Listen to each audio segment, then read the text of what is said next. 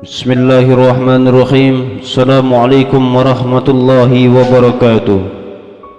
Innal hamdalillah nahmaduhu wa nasta'inuhu wa nastaghfiruhu wa na'udzu billahi min shururi anfusina wa min sayyiati a'malina.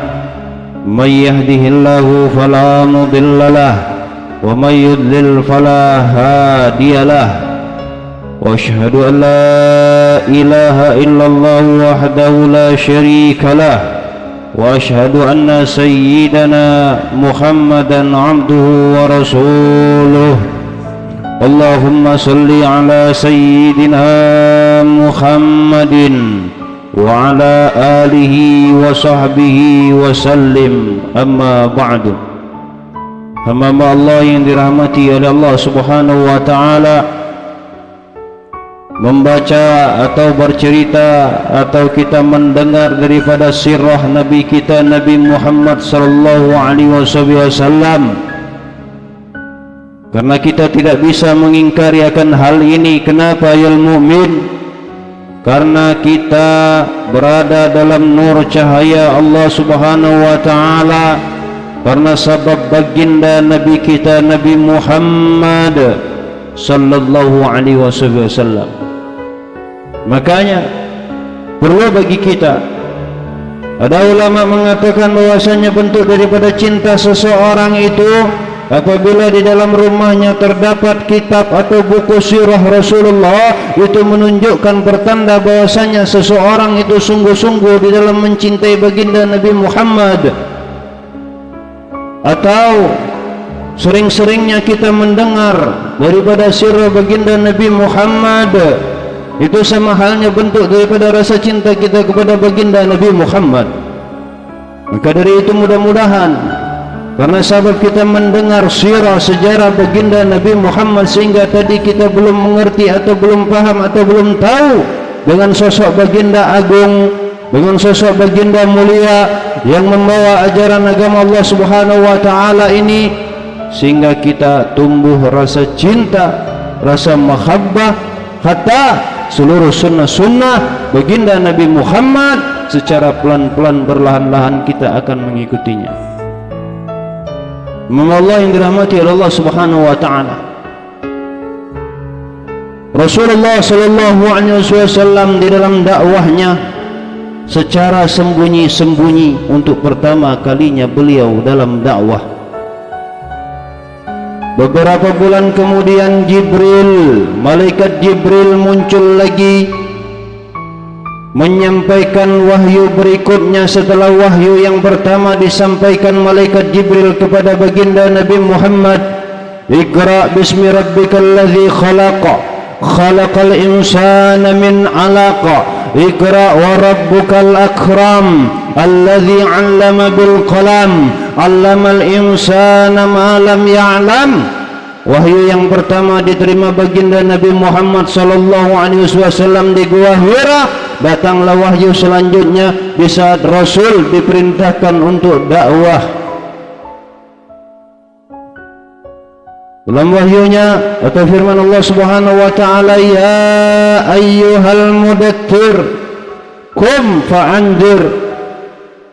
Hai orang-orang yang berkemul atau berselimut, maksudnya kepada Nabi Muhammad, qum fa'anzir, bangunlah lalu berilah peringatan. Al-Quran surah Al-Mudaththir ayat 1 sampai 2. Allah yang dirahmati oleh Allah Subhanahu wa taala, turunnya wahyu tersebut membuat baginda Nabi kita Nabi Muhammad sallallahu alaihi wasallam semakin mantap hatinya. Kini beliau siap untuk menerangkan daripada hakikat kebenaran kepada manusia, kepada umatnya.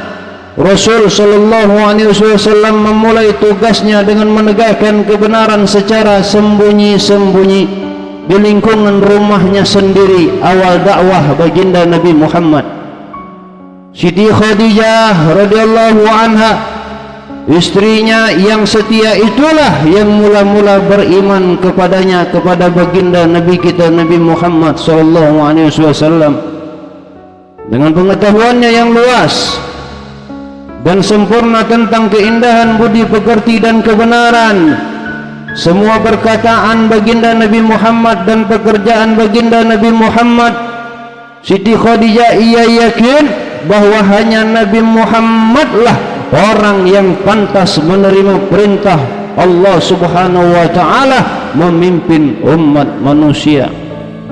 Ada orang yang pertama beriman kepada Rasul, kepada Allah Subhanahu wa taala, mengikuti Rasul adalah Siti Khadijah, istri baginda Nabi Muhammad sallallahu alaihi wasallam.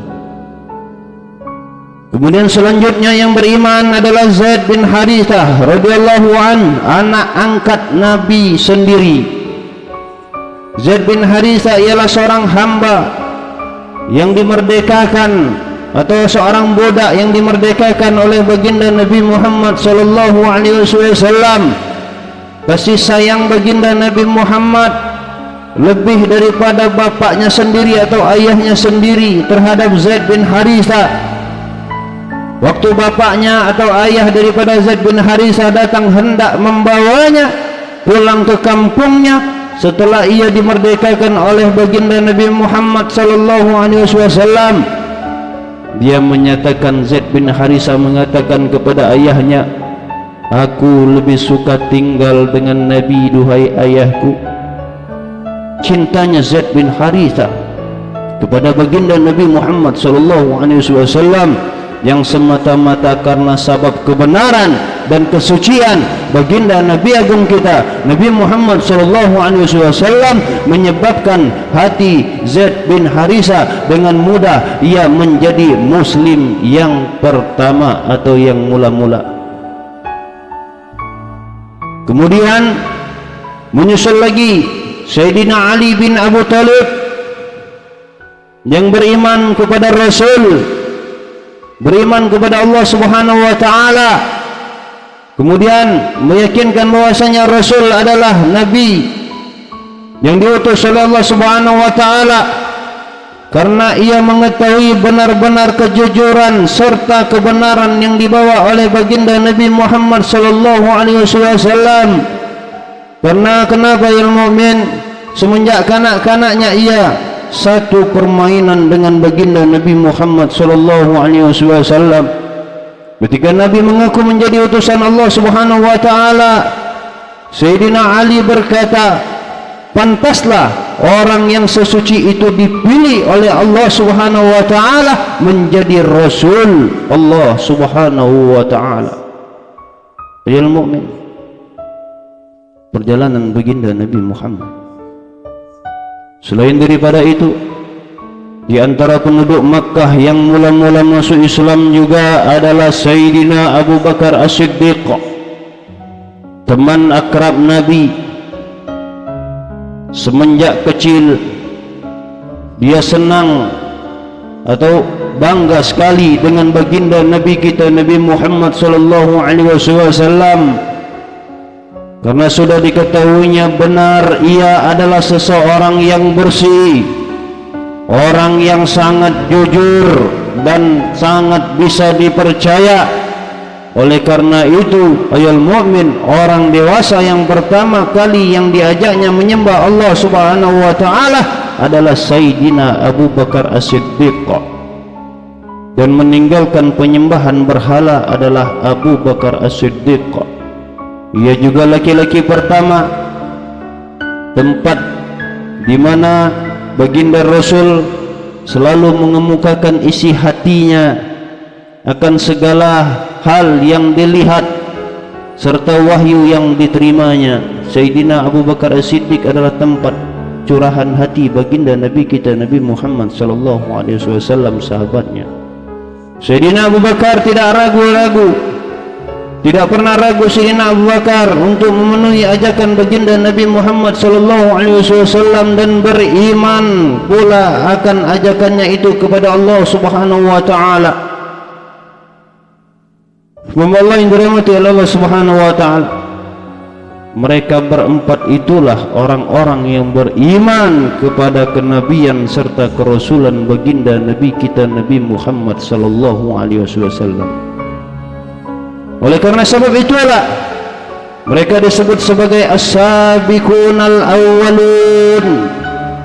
Mereka itu adalah Siti Khadijah binti Khuwailid, Ali bin Abu Thalib, Zaid bin Harithah, dan Abu Bakar. Keempat orang ditambah dengan satunya baginda Nabi kita Nabi Muhammad sallallahu alaihi wasallam. Itulah yang kemudian memiliki tekad yang bulat dan semangat yang membaja untuk memperkenalkan dan menyiarkan ajaran agama Islam kepada seluruh umat manusia. Keempat orang tersebut juga mencerminkan perwakilan daripada masyarakat. Siti Khadijah dan Abu Bakar mewakili golongan manusia dewasa, wanita dan pria yang dipandang dan terhormat dan juga sangat berpengaruh. Zaid mewakili pria dari kelompok yang dipandang lemah sebab dia adalah bekas budak. Sedangkan Ali bin Abu Thalib mewakili anak muda sebagai kader. Hada Sayyidina Abu Bakar sebagai seorang pedagang yang sangat berpengaruh, berhasil mengislamkan beberapa orang teman dekatnya secara sembunyi-sembunyi.